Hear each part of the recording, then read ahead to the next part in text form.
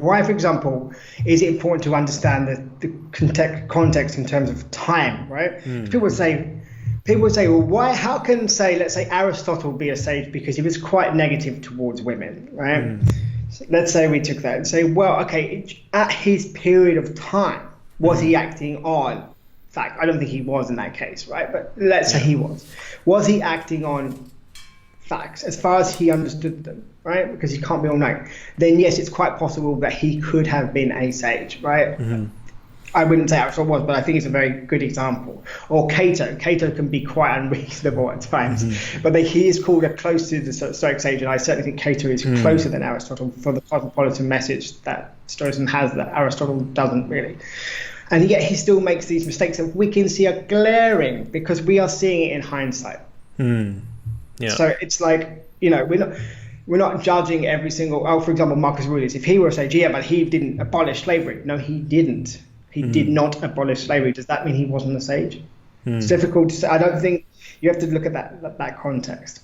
So going back to the question that's a lot harder to answer is the guidelines. So yes, I would say even in Islam is actually much easier because you follow the hadith, which are the collections of sayings attributed to the Prophet Muhammad, and you would say peace be upon him. So you would have this beard as well as a Muslim beard because that's the beard that Muhammad had. Why don't we have that set of guidelines as such in Stoicism? That's probably a better question. Yeah, why don't we have them? Because otherwise we're going to go down the rabbit hole of what is truth in terms of God, right?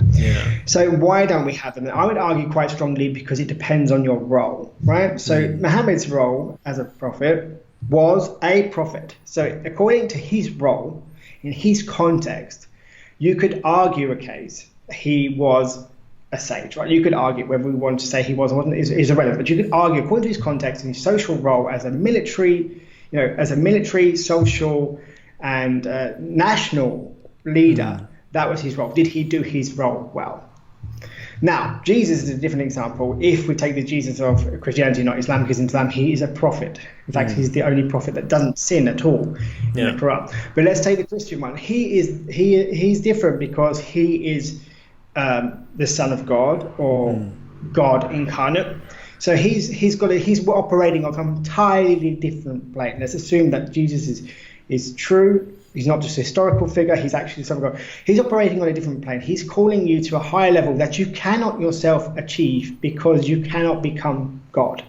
The sage is something because you can achieve sagehood if you are willing to obtain the practical knowledge, so what you said before about the ability to know what to do, how to do it, when to do it, with whom.